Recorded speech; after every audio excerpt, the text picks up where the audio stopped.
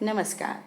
मैं डॉक्टर सुषमा मेहता उपस्थित हूँ लेकर इस कालजयी कहानियों की धारावाहिक श्रृंखला में अपनी ही लिखी कहानी पहले मुर्गी या अंडा का 25वां भाग। तो सुनिए कहानी। सुकुमार श्रीवास्तव सर के ऑफिस में पहुंचा है यूनिवर्सिटी में, क्योंकि श्रीवास्तव सर ने उसे कहा था कुछ जर्नल्स में साइको से रिलेटेड बहुत अच्छे आर्टिकल्स आए हैं, वो मुझसे आकर ले जाना। It will be beneficial for your paper presentation.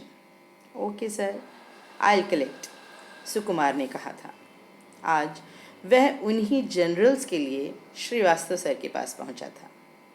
Light denim के साथ उसने नेवी ब्लू कलर की शर्ट पहन रखी थी, जो उसके गोरे रंग पर बहुत फब रही थी। पुरुषों की आँखों की खूबसूरती की बात प्रायः नहीं की जाती, पर सुकुमार की आँखें खूबसूरत कही जा सकती थी। उसकी पर्सनैलिटी में एक मैग्नेटिक अट्रैक्शन था। फीमेल्स की खूबसूरत आँखों से रिलेटेड तो नाम कई मिल जाते हैं, जैसे मृगनयनी, नीरज नयना, मीनाक्षी। पर मेल्स के लिए एक एग्जाम्पल हो सकता है, जैसे राजीव नयन। सुकुमार जैसे ही प्रोफेसर श्रीवास्तव के रूम के सामने पहुंचा, दरवाजे पर बैठा पियन उठकर अंदर चला गया।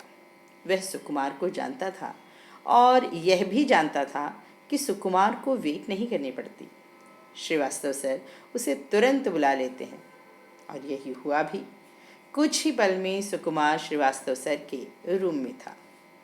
मॉर्निंग सर, कहते कहते सुकुमार राइट हैंड साइड में रखी टेबल की तरफ बढ़ा। उस पर 4-5 बुक्स रखी थी। उसने पूछा, sir, these are those journals you are talking about yesterday? Yes yes yes, take all these for your reference. बहुत अच्छे आर्टिकल्स हैं। मैं पढ़ रहा था तो मुझे एकदम क्लिक हुआ कि तुम्हारा पेपर प्रेजेंटेशन है, और यहाँ से इन्फो सर्च करके कोट कर सकते हो। So nice of you sir. Sukumar के कहने में बनावटीपन ज़रा भी नहीं था। प्रोफेसर श्रीवास्तव स्कॉलर्स की दुनिया में एक जाना माना नाम थे। वर्ल्ड के टॉप स्कॉलर्स में उनका नाम था। उन्होंने अपनी बिजी शेड्यूल में सुकुमार को याद रखा, यही उसके लिए प्राइड की बात थी। सुकुमार एक बुक उठाकर ले आया और सर के सामने रखी चेयर पर बैठ गया। तुम्हारी न्यूज़पेपर राइटिंग कैसी चल रही है?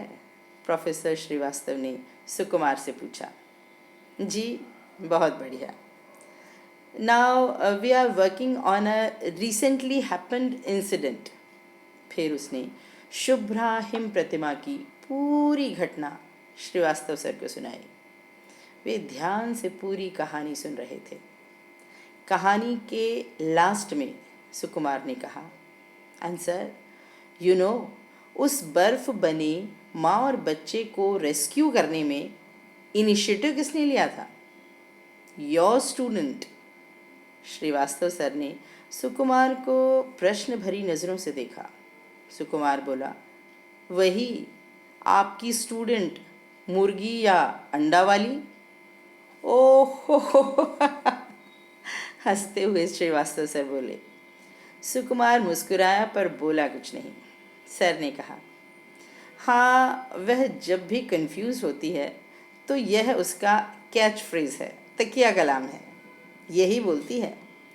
इस इंसिडेंट को कवर करने में हमारी मुलाकात जज पीपी सिंघल से हुई। अनिंद्या उनके ही घर में एज ए पेइंग गेस्ट रहती है। इस घटना को लेकर हमने जज साहब का इंटरव्यू भी किया है। He is such a scholar. उनकी नॉलेज बहुत वास्ट है। पहले मुर्गी या अंडा? अनिंद्या की बात का बहुत लॉजिकल आंसर दे रहे हैं जज साहब, सुकुमार ने कहा। आंसर दे रहे हैं मतलब? प्रोफेसर साहब ने पूछा। सर, आज 3:30 बजे तक हम उनके घर पहुंचेंगे। अभी ये डिस्कशन एंड नहीं हुआ। आज जज साहब फाइनली एंड करेंगे शायद। मैं तो यह सुनने के लिए बहुत एक्साइटेड हूँ, सुकुमार बोला। उसकी बात सुनकर प्रोफेसर श्रीवास्तव ने अपना मोबाइल उठाया और एक नंबर मिला दिया। सुकुमार समझ नहीं पाया। प्रोफेसर साहब ने मोबाइल का स्पीकर ऑन कर दिया। दूसरी तरफ से आवाज़ आई, शुभम भवतु। सुकुमार पहचान गया, यह तो जज साहब ही हैं। प्रोफेसर साहब बोले, शुभम भवतु जज साहब, क्या हाल है? बहुत बढ़िया, आप सुनाइए। दूसरी तरफ से जज साहब बोले। प्रोफेसर साहब ने कहा, सुकुमार बता रहा है कि आज आप पहले मुर्गी या अंडा, यानी पहले समाज का साथ या पहले व्यक्ति के काम की शुरुआत, इस क्वेश्चन का आंसर देने वाले हैं। तो बस मैं भी आ रहा हूँ। Sure sure sure, your welcome, जज साहब मुस्कुरा कर बोले।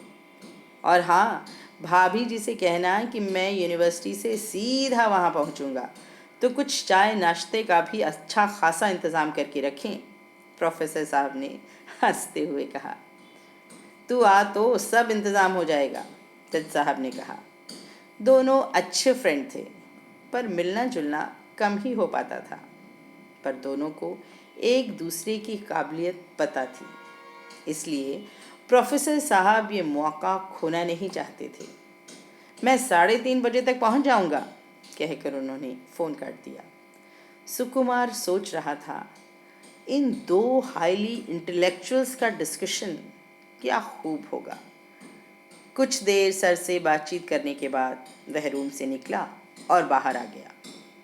उसने सुकेश और ईशाब को फ़ोन मिला दिया। तो आज की कहानी बस इतनी ही।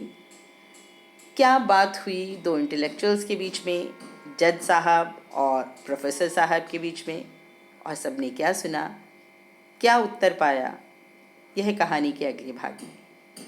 नमस्कार, शुभम भवतु, पुनः मिलिष्यामः।